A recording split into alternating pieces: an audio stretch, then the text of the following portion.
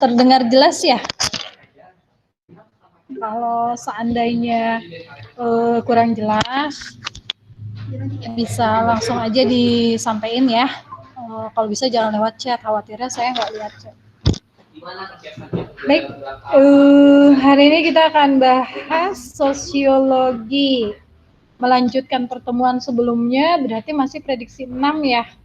Masih prediksi 6. Terakhir itu nomor soal 49, berarti 50 dan seterusnya. Oke, sebelum kita mulai, gimana kabar kalian semua? Gimana puasanya bagi yang berpuasa? Baik, Kak. Alhamdulillah, puasanya aman, lancar. Dan mudah-mudahan di istilahnya bulan Ramadan gitu ya, ujiannya mudah-mudahan tambah berkah, dimudahin, diberi kelancaran. Oke, sebelum kita mulai pembelajaran, kita berdoa dulu yuk menurut agama dan kepercayaan masing-masing. Berdoa dipersilahkan.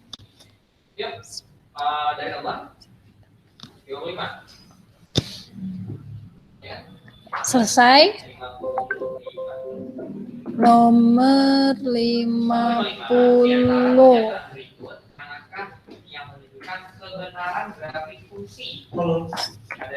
Oke, sudah muncul ya media soalnya. Langsung aja kita bahas.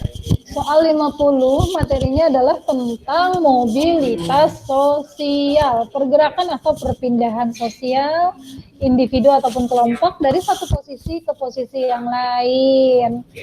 Nah,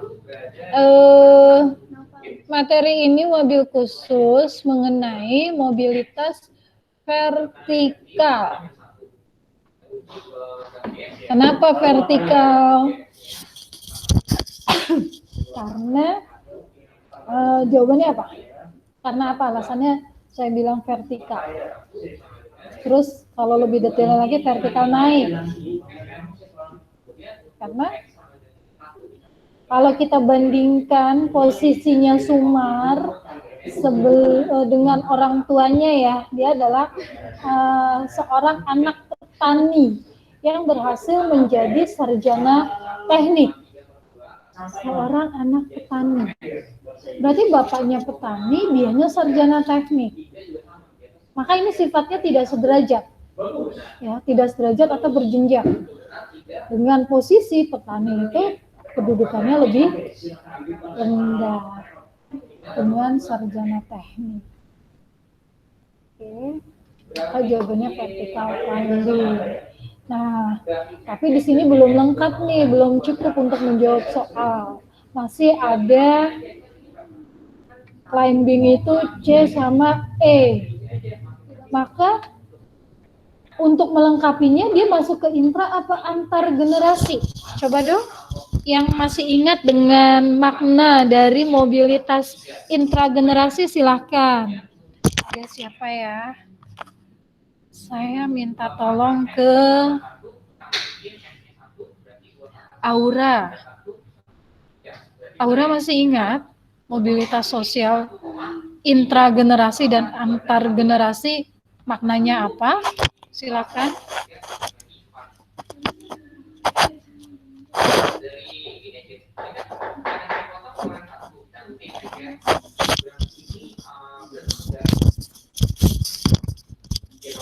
Kalau intragenerasi,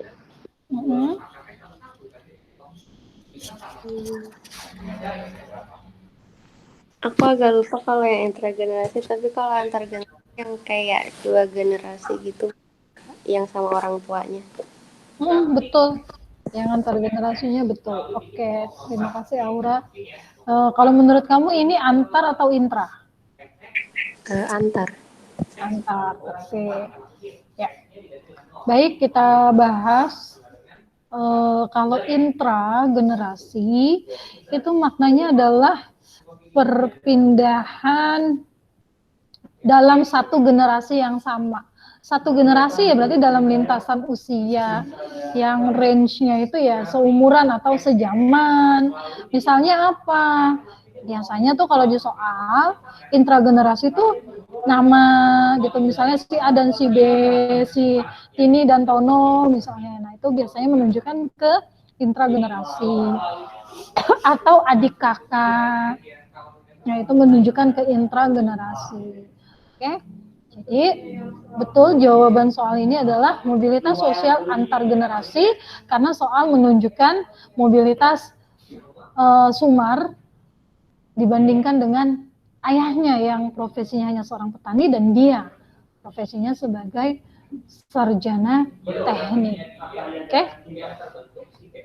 Soal ini jawabannya yang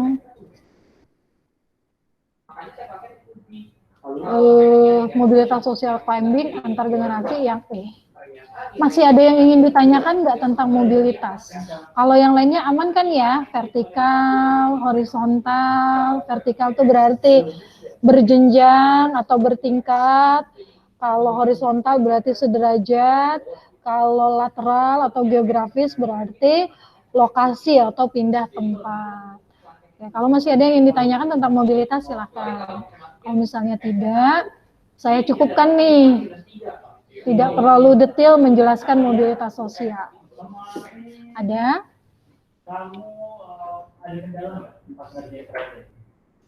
Nggak ada, Kak. Nggak ada ya. Kita lanjut kalau gitu ke nomor 51.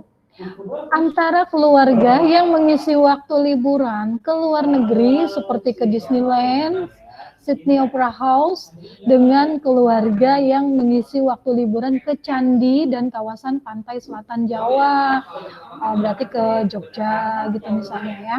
Nah, ini menunjukkan pembedaan status sosial yang didasarkan pada apa?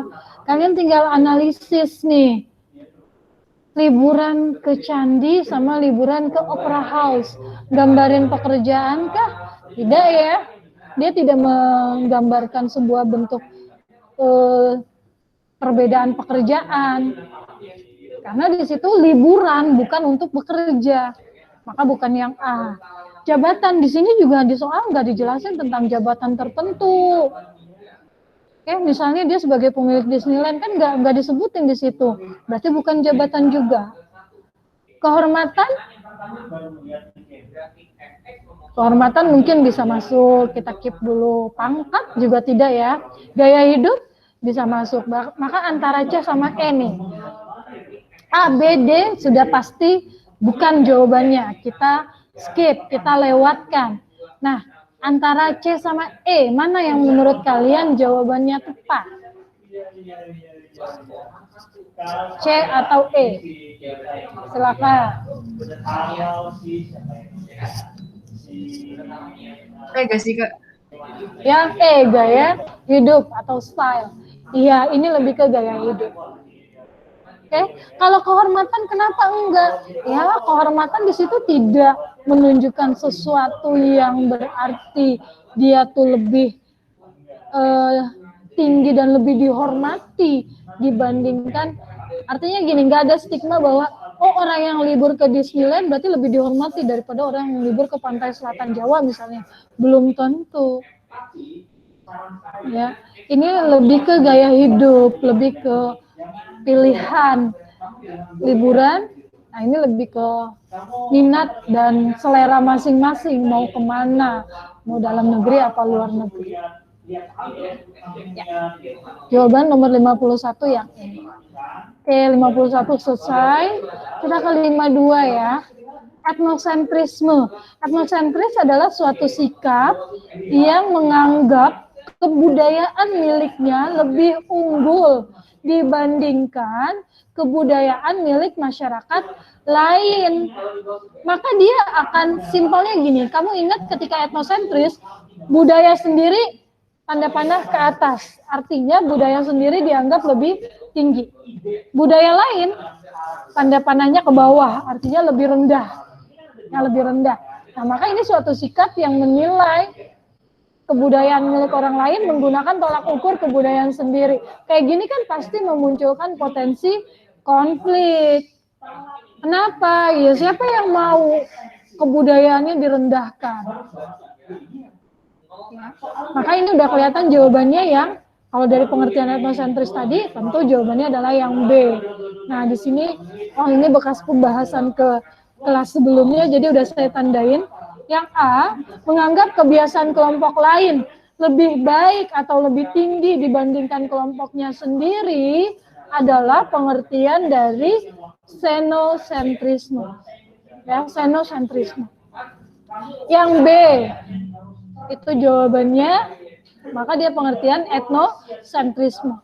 Yang C, kelompoknya harus dijadikan acuan, harus dijadikan panutan oleh kelompok lain dalam bertindak. Yang seperti ini adalah sikap fanatisme. Ya, sikap fanatik atau fanatisme. Yang D, sikap berpegang teguh pada hal-hal yang melekat pada identitas kelompoknya. Ini adalah pengertian primordial. Yang terakhir, yang E, menganggap kelompok lain suka menunda pekerjaan dan malas bekerja adalah contoh dari prasangka atau dugaan yang disebut dengan stereotip. Oke, nah 52 selesai kita bahas, jawabannya B. Lanjut nomor 53. Berikut ini adalah dampak pada kondisi sosial dari perseteruan masyarakat mengenai kasus reklamasi pantai. Kasus reklamasi pantai. Apa itu reklamasi? Kayak penimbunan gitu, Kak. Penimbunan. Penimbunan berarti dia untuk apa tuh? Penimbunan laut maksudnya gitu ya? Biar Ya, Kak, dia kayak bikin jadi pulau baru, Kak. bikin pulau baru ya. Jadi reklamasi daratan itu proses pembuatan daratan baru di dasar laut atau di dasar sungai. Oke. Nah, ini contoh gambar-gambarnya reklamasi. Nah, di Jakarta kan, di Teluk Jakarta kemarin sempat ada proyek reklamasi ya. Pulau apa tuh, kalau nggak salah ada Pulau G, ada Pulau N, dan seterusnya. Oke. Dari penetapan reklamasi ini, menambah daratan ya, apa fenomena sosial? Ini kan merupakan sebuah gejala sosial atau fenomena sosial, pasti karena dia berpengaruh gitu ke kehidupan masyarakat. Pengaruhnya bisa positif, bisa negatif. Maka respon masyarakat akan muncul pro dan kontra. Pengaruh positifnya apa dari reklamasi? Ada yang bisa nyebutin nggak? Reklamasi pantai, penambahan daratan ya berarti kan positifnya adalah penambahan lahan tempat tinggal. Ya, lahan-lahan baru itu akan bertambah, berarti bisa menampung penduduk yang mungkin membutuhkan tempat tinggal, yang belum memiliki tempat tinggal atau belum memiliki hunian. Itu positifnya. Yang kedua, sumber penghasilan baru apa? Ya, proyek pengembangan perumahan. Maka ini bisa menjadi salah satu sumber lapangan pekerjaan juga, bisa menyerap tenaga kerja juga. Itu positifnya. Negatifnya apa? Kalau negatifnya yang namanya reklamasi bisa menimbulkan dampak negatif, terutama masalah lingkungan ya, masalah lingkungan. Nah, di satu sisi tadi menambah lapangan kerja, tapi bisa juga mengurangi lapangan kerja. Kenapa?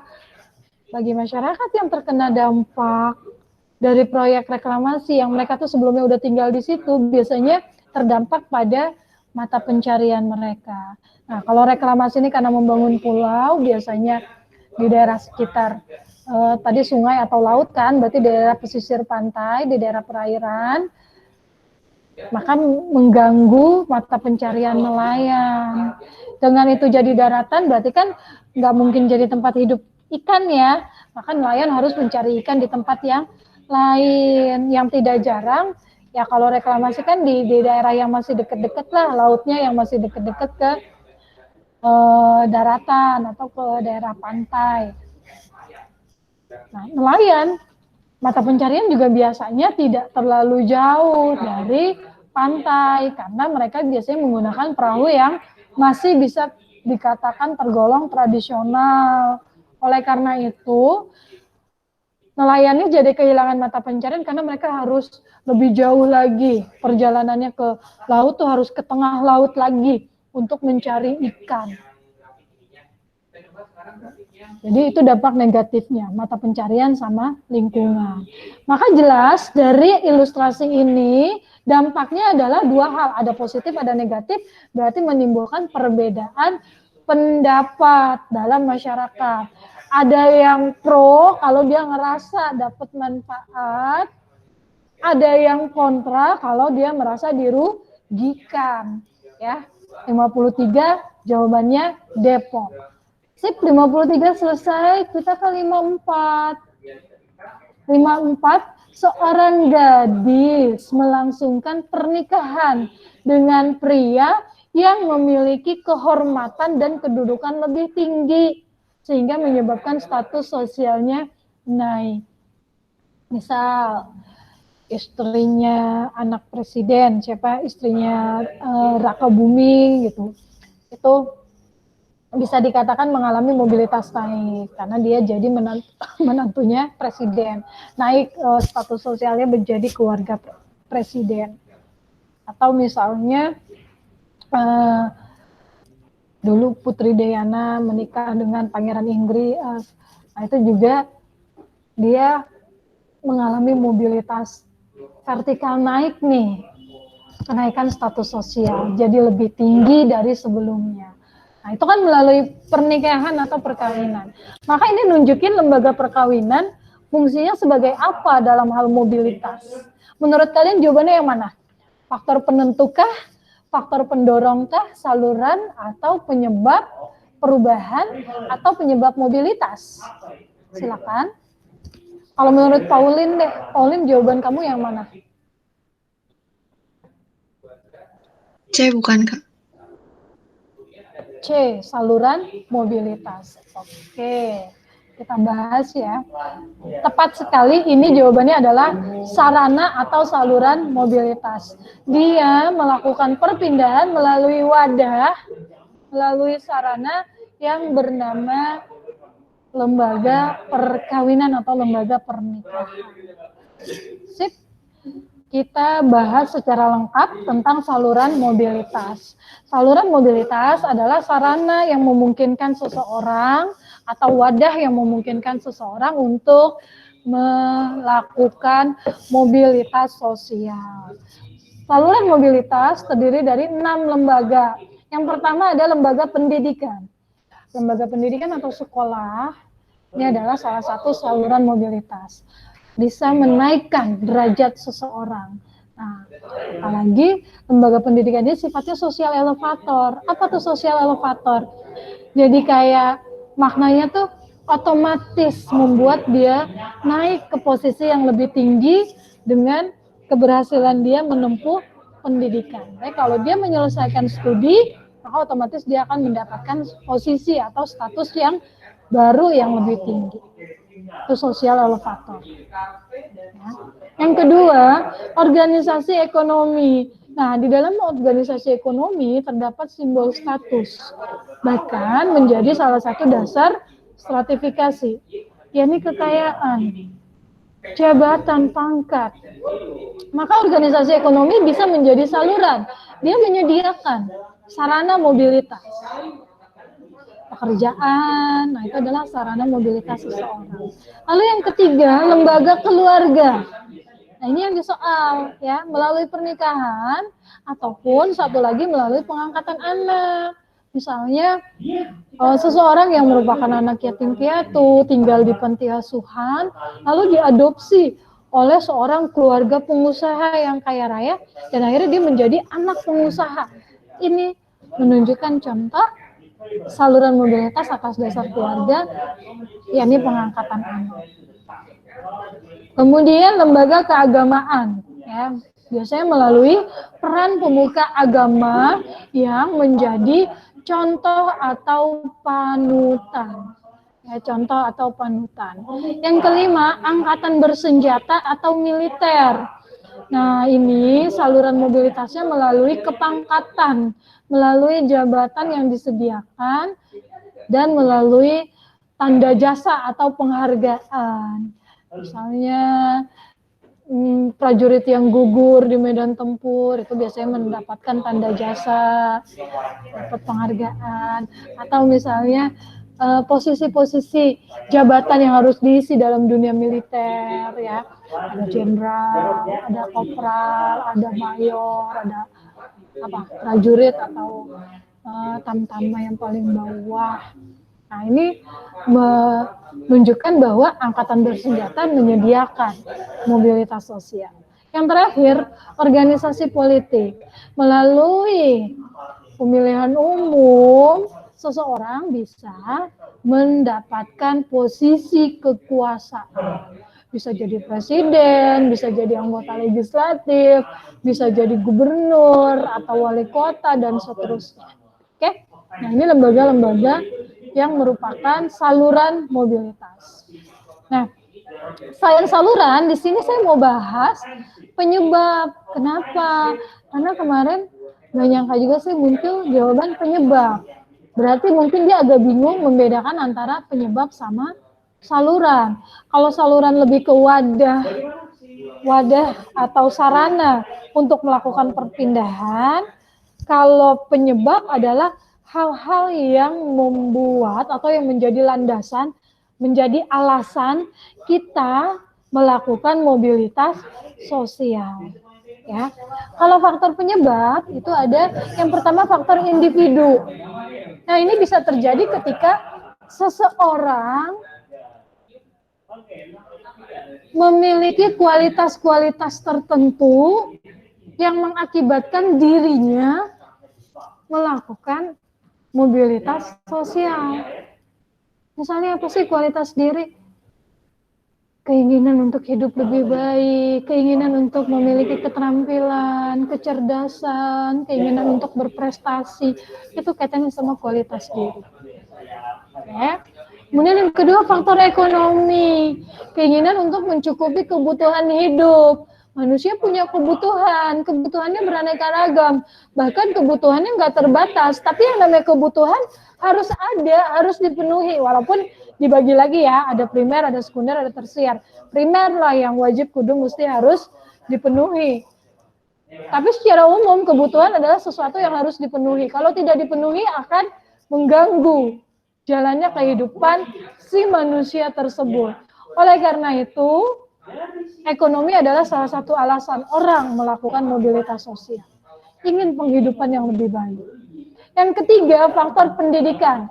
Pola pikir seseorang bisa berubah menjadi lebih maju akibat lembaga pendidikan. Nah, keinginan untuk melakukan mobilitas bisa muncul karena seseorang telah melewati proses pendidikan. Ya, sudah diajarin bahwa nggak pengen, misalnya ya, nggak pengen kamu punya penghidupan yang lebih baik.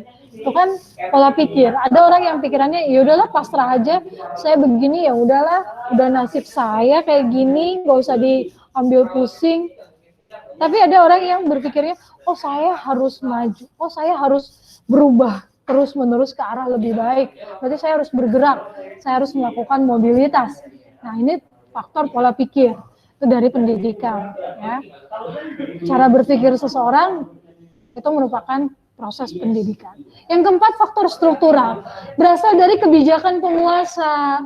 Contohnya ada peraturan-peraturan atau kebijakan-kebijakan yang secara langsung memberi alasan untuk melakukan mobilitas. Contohnya apa?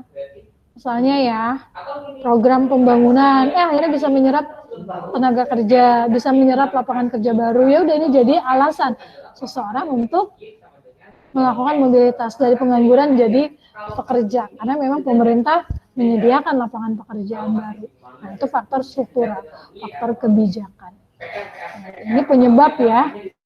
Lalu yang terakhir, yang kelima adalah faktor perubahan kondisi sosial. Nah, perubahan situasi, perubahan kondisi masyarakat ini bisa menyebabkan terjadinya mobilitas. Misalnya ada bencana alam, itu akan menjadi alasan seseorang mengalami mobilitas, akan menjadi penyebab seseorang melakukan mobilitas. Oke, ini sudah selesai. Mudah-mudahan kalian jelas dan bisa membedakan antara penyebab dengan saluran mobilitas. Kita lanjutkan nomor 55. Faktor berikut yang merupakan pendorong perubahan sosial. Perubahan sosial. Kalau dari definisi para ahli, ya saya misalnya ambil contoh siapa ya? Satu, misalnya kita ambil Selo Sumarjan. Kalau kata Selo Sumarjan, perubahan sosial adalah segala perubahan pada lembaga-lembaga kemasyarakatan di dalam suatu masyarakat. Itu pengertian perubahan dari Selo Sumarjan. Atau satu lagi dari Oakburn, perubahan sosial adalah perubahan yang terjadi pada ruang lingkup kebudayaan material dan immaterial. Kebudayaan material dan immaterial. Material berarti yang berwujud, immaterial berarti yang tidak berwujud. Itu dari ahli ya. Kalau secara sederhana apa? Bisa kita katakan perubahan ya berarti perbedaan kondisi atau perbedaan keadaan masyarakat dari waktu ke waktu, dari masa ke masa. Oke, apa yang menyebabkan seseorang bisa berubah? Nah, ini karena adanya faktor pendorong. Secara lengkap ada 10 faktor pendorong perubahan. Yang pertama, sikap menghargai budaya lain. Yang kedua, adanya keinginan untuk maju. Yang ketiga, kontak dengan kebudayaan lain. Yang keempat, sikap terbuka terhadap budaya lain. Yang kelima, adanya orientasi pada masa depan. Adanya komposisi masyarakat yang heterogen. Adanya sistem lapisan masyarakat yang terbuka. Dan adanya sikap toleransi terhadap perubahan tertentu. Kemudian terdapat kemajuan dalam sistem pendidikan, yakni penerimaan terhadap teknologi. Lalu adanya ketidakpuasan terhadap bidang kehidupan tertentu. Oke, dari penjelasan ini nih 10 poin pendorong perubahan. Maka yang bukan yang mana? Menurut siapa ya? Aku minta tolong ke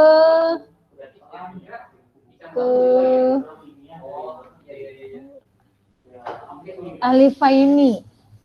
Menurut kamu jawabannya yang mana? Yang A, bukan Kak. Yang A. A. Yang ditanya yang bukan ya. Ketidakpuasan masyarakat terhadap bidang tertentu. Tepat nggak yang A? Dari 10 ini ada nggak poin yang isinya tentang ketidakpuasan terhadap bidang kehidupan tertentu? Poin terakhir tuh ya. Poin 10, ketidakpuasan terhadap bidang kehidupan tertentu. Ilustrasinya gini, kamu ketika merasa tidak puas dengan apa yang sudah kamu miliki, misal nih ya, kamu ngerasa bahwa, oh kayaknya, misalnya aku ngerasa kayak kurang cantik deh, hidungnya kurang mancung gitu misalnya. Hidungnya mau tanam benang, biar lebih mancung. Nah, mau di filler gitu ya, biar lebih mancung. Itu kan faktor ketidakpuasan terhadap kondisi atau keadaan tertentu. Tentu ini akan mendorong perubahan. Jadi bukan yang A. Yuk dicoba lagi. Yang mana?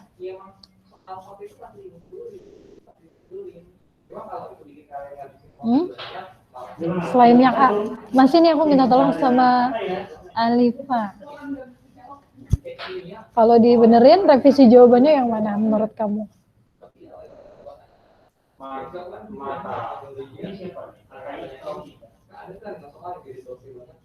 Yuk, silakan.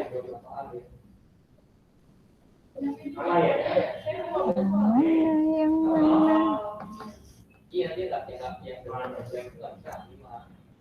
Vested interest, stratifikasi terbuka, pendidikan yang orientasi ke masa depan, pola pikir terbuka. Silakan dilihat mana yang tidak ada. Pendidikan yang ke arah masa depan ada ya. Lapisan sosial terbuka ada. Vested interest yang nggak ada ya. Ada yang tahu pengertian vested interest nggak? Silakan. Apa itu vested interest? Kepentingan yang tertanam kuat, Kak. Aha, kepentingan yang tertanam kuat dalam artian kepentingan pribadi ya. Kepentingan pribadi yang tertanam kuat. Nah, ketika kepentingan pribadi ini ada, maka dia berusaha untuk menjaga atau mempertahankan yang sudah ada itu jangan sampai mengalami perubahan. Contoh vested interest ya. Kepentingan misalnya saya presiden, nah kepentingan saya mempertahankan kekuasaan saya. Dan itu tertanam sangat kuat. Pokoknya jabatan saya nggak boleh selesai. Jabatan saya harus seumur hidup. Akhirnya saya ngeluarin deh peraturan yang menetapkan jabatan presiden seumur hidup. Misalnya kayak dulu kalau di sejarah kan zamannya Pak Bung Karno gitu ya, dia pernah meminta kepada MPR untuk mengeluarkan TAP yang isinya mengangkat Soekarno sebagai presiden seumur hidup. Itu adalah bentuk vested interest. Kepentingan pribadi yang sudah tertanam kuat. Itu merupakan faktor penghambat, bukan pendorong. Karena yang namanya kepentingan akan menghadirkan sikap mempertahankan yang sudah ada. Oke, selesai soal ini. Kita masuk ke soal berikutnya, 5-6. Materinya tentang integrasi. Integrasi sosial atau integrasi nasional. Integrasi. Sebelum kita bahas materinya, silakan. Seperti biasa coba jawab dulu. Kalau menurut Azhar, yang mana Azhar jawabannya?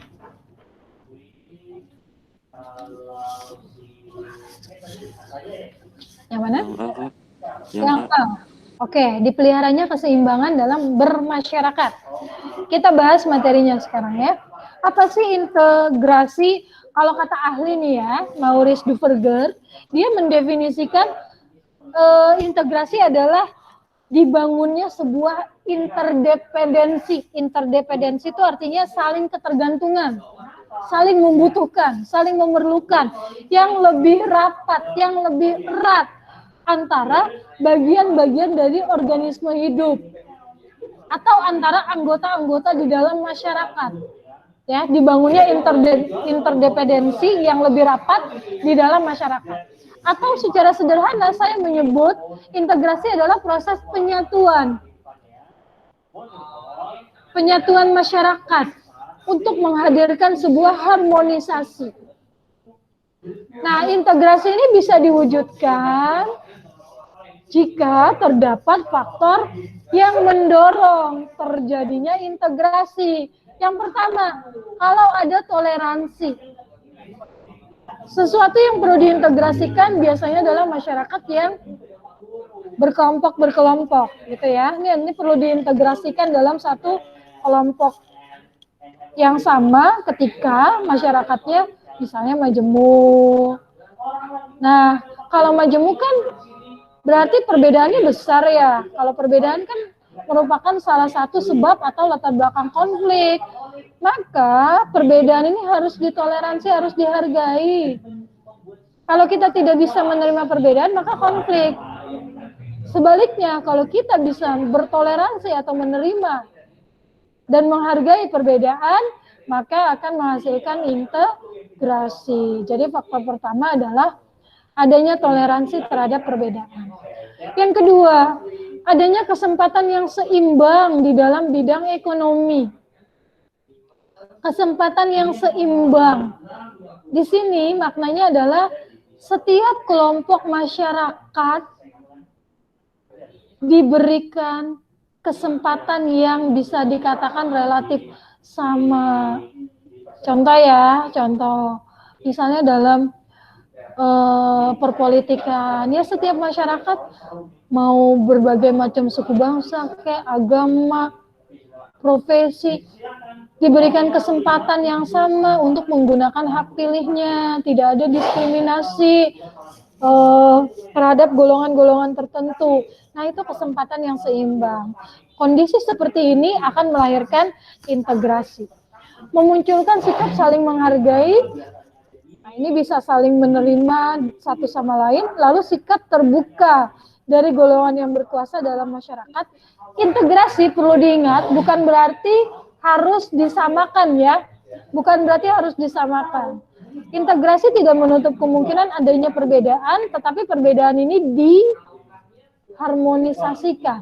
Artinya perbedaannya dikolaborasikan sehingga menjadi sebuah kesatuan yang epik, kesatuan yang padu padan, kesatuan yang bisa saling bekerja sama.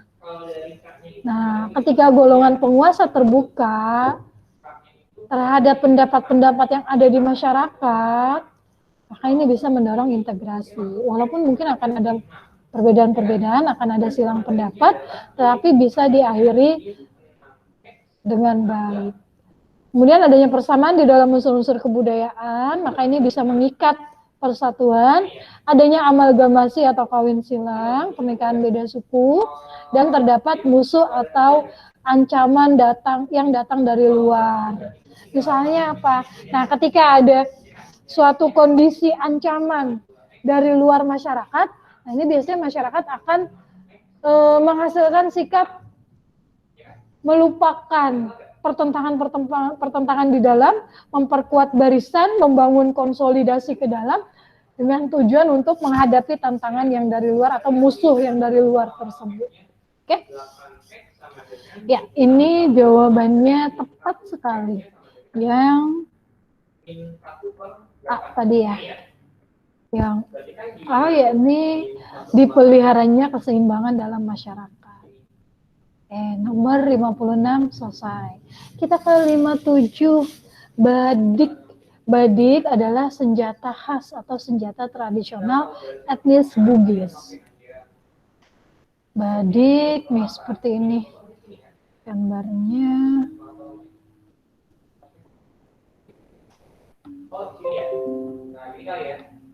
Kan Y-nya berbeda kan. Y-nya itu sama dengan 2X kurang 5. Berarti kan sama dengan 2. Nah, ini dia badik.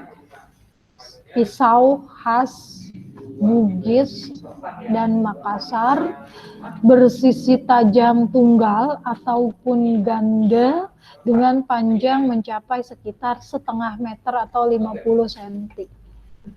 Bentuknya asimetris dan bilahnya kerap kali dihiasi dengan pamor atau hiasan-hiasan tertentu. Oke, itu badik.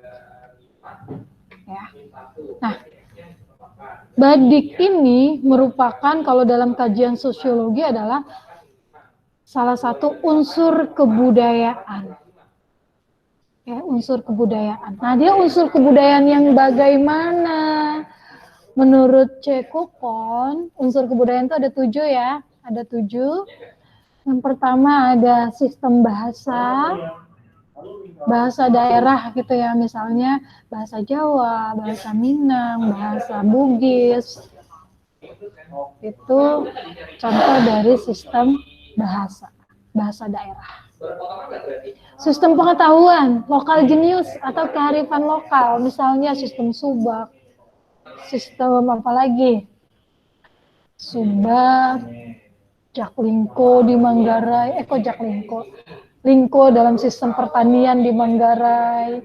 Kemudian ada lagi apa lagi ya? Misalnya yang di Papua, kearifan lokal berupa gunung itu diibaratkan seperti ibu atau mama, orang tua gitu ya, sehingga harus memperlakukannya dengan baik.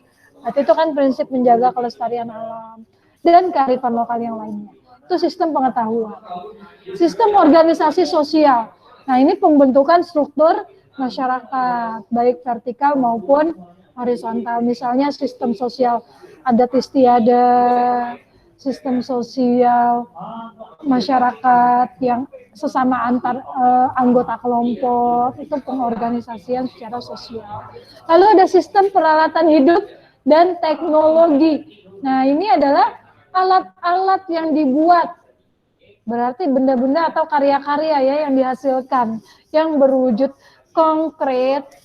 Nah, ini sebenarnya ada banyak macam gitu, mau dari bangunan, mau dari peralatan, mau dari mesin-mesin, mau dari misalnya alat-alat yang lain seperti alat transportasi dan lain semacamnya.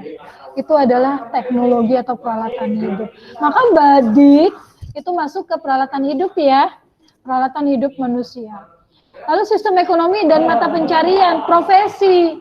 Misalnya ada nelayan, ada pedagang, misalnya ada dokter, ada pengacara, dan lain semacamnya. Itu adalah mata pencarian hidup. Sistem religi, kepercayaan, misalnya agama. Ada Islam, ada Kristen, ada Katolik, ada Hindu, ada Buddha. Nah, itu adalah sistem religi. Kemudian sistem kesenian.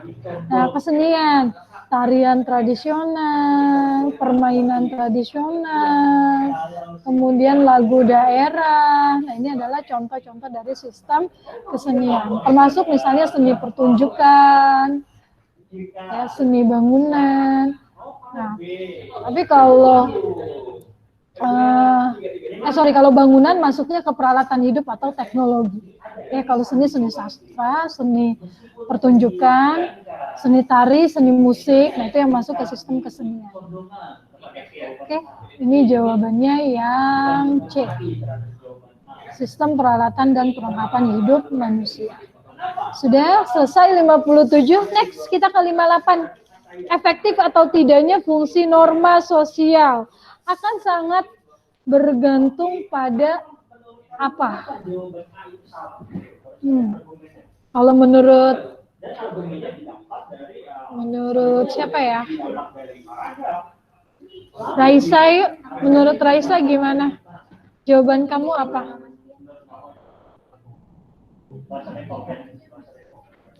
Silakan Raisa. Apakah kekuatan parpol, kekuatan pengakuan dan besarnya harapan masyarakat, kekuatan pemerintahan, kekuatan hukum, kekuatan kelompok? Yang mana? Ada chat kah? Oh ya, lewat chat ya. Yang B, oke. Yuk kita lihat. Yang B. Iya, ini jawabannya betul. Kekuatan pengakuan dan besarnya harapan masyarakat. Efektif atau tidaknya fungsi norma sosial, ini sebenarnya kalau kayak nilai gitu ya, dikatakan ada nilai dominan, artinya nilai yang dianggap lebih penting. Nah, norma juga gitu. Norma itu mampu bertahan atau akan berubah, tergantung dari apa. Norma bertahan ketika masyarakat memang ngerasa, oh iya nih gue butuh sama norma ini, saya butuh sama norma ini dan saya menginginkan norma ini, dan saya akan berusaha sekuat tenaga agar norma ini tetap bertahan, tetap ada, tetap hidup, tetap berlangsung. Nah, oke, ini betul yang B. Kalau masyarakatnya udah nggak menginginkan norma, ya masyarakat akan mengabaikan dan lama-kelamaan norma itu akan hilang. 59.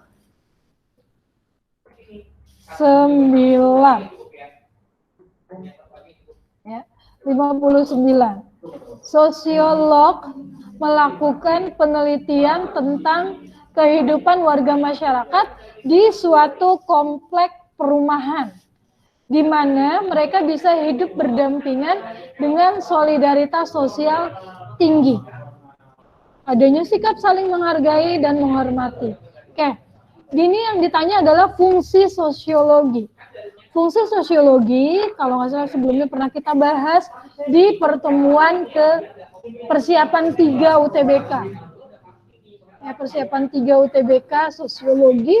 Nah, itu dibahas tentang fungsi atau manfaat sosiologi. Kita ulas kembali, ada 2 kan ya manfaat sosiologi.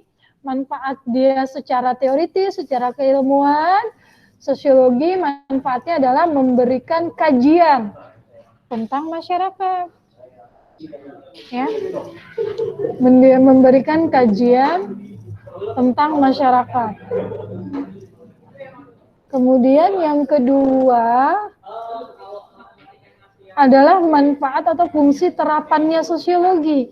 Nah, sosiologi membantu menyelesaikan permasalahan-permasalahan yang dihadapi oleh masyarakat, baik dalam hal perencanaan, kemudian pembuatan kebijakan, dan evaluasi program.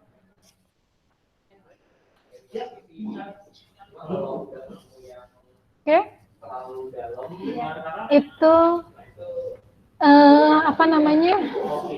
manfaat atau fungsi sosiologi. Fungsi secara keilmuan, fungsi secara asli, itu adalah melakukan kajian terhadap masyarakat. Lewat apa? Ya lewat penelitian sosial. Oke? Maka ini jawabannya yang mana nih? Jawabannya yang mana? Yang kita Kak. Yang? D, iya. Mengkaji hubungan masyarakat. Karena dia kan penelitian, ya berarti kajian aja ya. Kajian aja terhadap hubungan masyarakat. Kecuali kalau di sini dijelasin bahwa sosiolog membantu kehidupan masyarakat di suatu kompleks yang tadinya mereka berselisih, mereka sering mengalami konflik, lalu kemudian dicari jalan keluarnya agar mereka bisa hidup berdampingan, maka itu bisa masuk ke misalnya mengembangkan sikap toleransi, atau mengembangkan sikap saling menghormati. Nah, kalau di sini kan hanya melakukan penelitian, jawabannya tepat yang D. Kita bahas sosiologi adalah ilmu yang mempelajari tentang gejala-gejala dalam masyarakat yang didasarkan pada pemikiran yang bersifat rasional dan ilmiah. Ini pengertian dari Auguste Comte. Dari pengertian ini, maka kita lihat pola hubungan sosial yang digambarkan dalam penelitian itu menunjukkan kajian terhadap hubungan masyarakat. Jawabannya Depok. Nah, soal nomor terakhir, 60. Mengenai stratifikasi sosial atau pengelompokan masyarakat secara berjenjang. Yakni dalam masyarakat industri.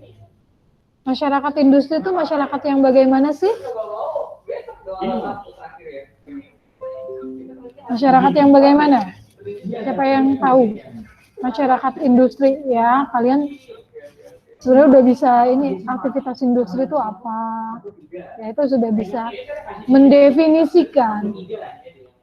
Namun kita lihat lagi, nah ini pengertian masyarakat industri adalah masyarakat yang dalam proses produksinya didorong oleh penggunaan teknologi. Ya, penggunaan teknologi. Terus ini pengertian yang saya ambil dari Kompas. Penggunaan teknologi yang modern, di mana penggunaan teknologi ini bertujuan untuk menghasilkan barang dalam jumlah relatif besar. Maka bisa kita simpulkan sebuah masyarakat industri adalah masyarakat yang mengejar produktivitas tinggi, mengupayakan disiplin diri, menghargai prestasi, dan melek teknologi. Seperti itu ciri masyarakat industri.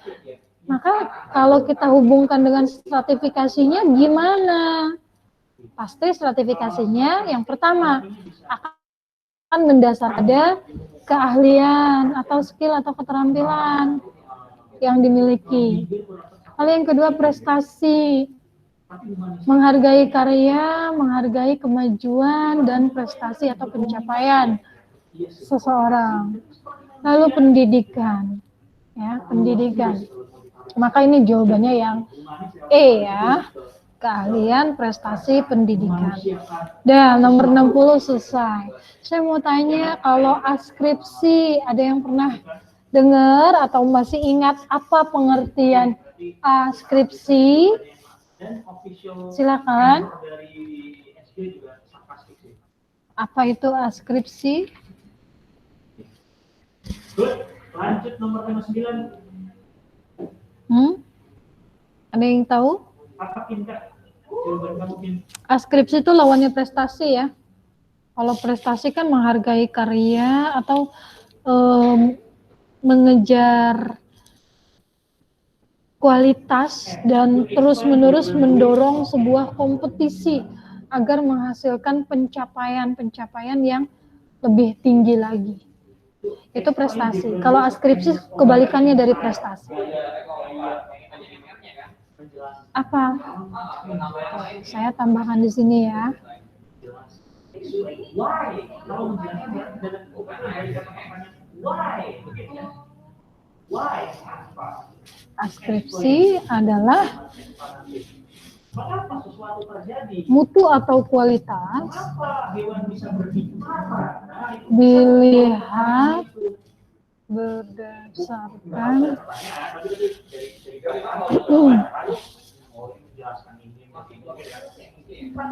keadaan yang merupakan keharusan. Maka mereka yang mampu mengikuti apa yang sudah ada, nurut sama keadaan, berarti ini lebih ke tradisi atau kebiasaan ya, menggambarkan sebuah penghargaan berdasarkan tradisi atau kebiasaan yang ada di dalam masyarakat. Contohnya gimana? Nah ini biasanya pada masyarakat tradisional nih, dia akan menghargai prestasi itu berdasarkan kesatuan tindak. Misalnya ya kalau kelompok tani ya udah bareng-bareng semuanya bertani, jangan ada yang nanam, misalnya nanam singkong ya semuanya nanam singkong, jangan ada yang nanam katakanlah nanam kayu misalnya atau nanam yang lainnya. Oke? Itu pengertian dari askripsi. Sudah prediksi 6 selesai kita bahas. Apakah ada yang ingin ditanyakan? Kita masih ada waktu 3 menit. Masih bisa berarti lanjut ke prediksi berikutnya nih. Tapi sebelum saya lanjut, kalau kalian ada yang ingin bertanya silakan. Yuk. Ada? Communication between species can play important role as well. Nah ini juga menggambarkan bahwa tipe komunikasi meskipun kalau belum ada, berarti kita lanjut aja langsung ke pembahasan ya. Masuk ke prediksi 7 UTBK Sosiologi, kita bahas dari nomor awal, nomor 41, ini tentang karakteristik ilmu sosiologi. Ilmu sosiologi kan ilmu tentang masyarakat ya, karakteristiknya ada 4. Ada teoritis, ada kumulatif, ada non-etis, kemudian ada satu lagi apa? Teoritis, kumulatif, non-etis, satu lagi empiris. Ya, satu lagi empiris. Maka jawabannya yang mana dulu nih? Baru kita bahas masing-masing apa itu teoritis, apa itu kumulatif. Silakan. Saya minta tolong ke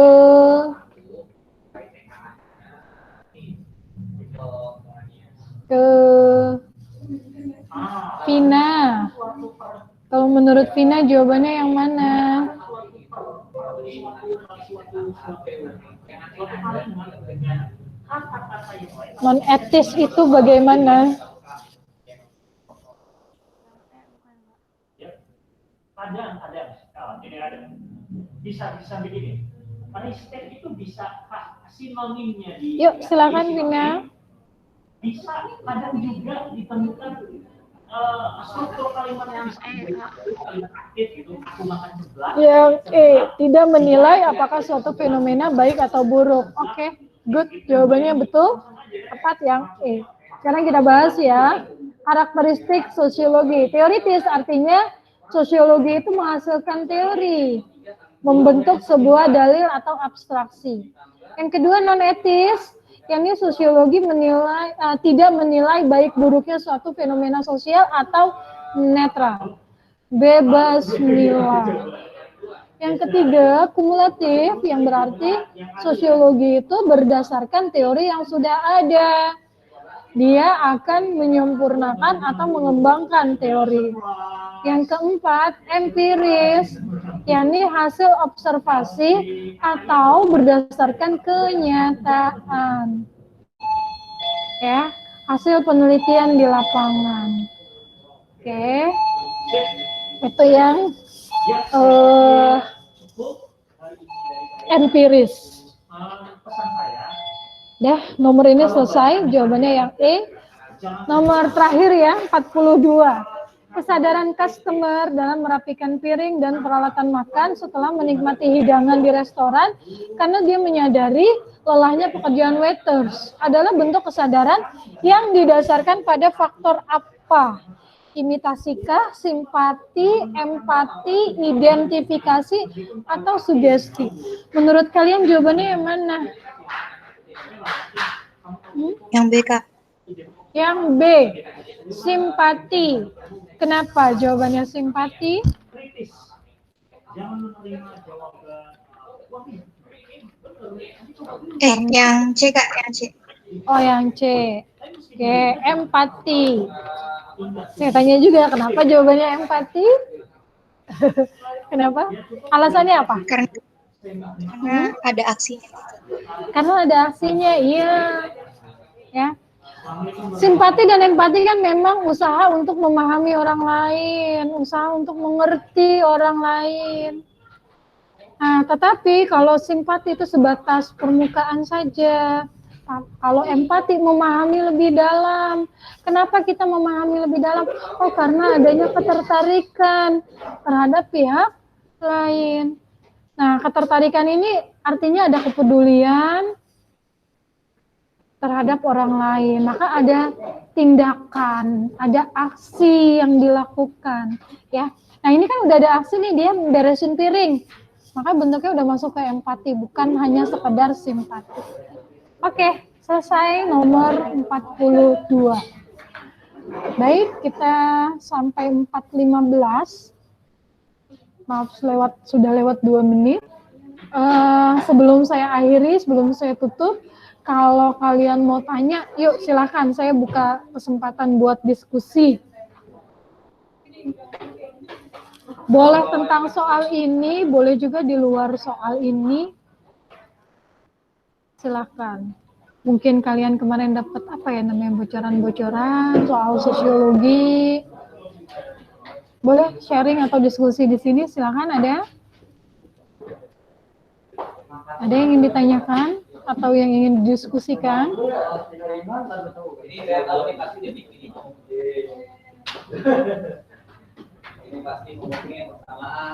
Tidak ya?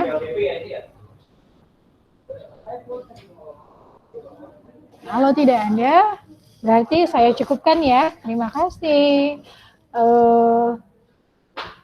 Selamat melanjutkan aktivitas kembali, kurang lebihnya mohon maaf. Dan selamat menjalankan ibadah puasa bagi yang berpuasa. Akhir kata, Assalamualaikum warahmatullahi wabarakatuh. Sampai jumpa.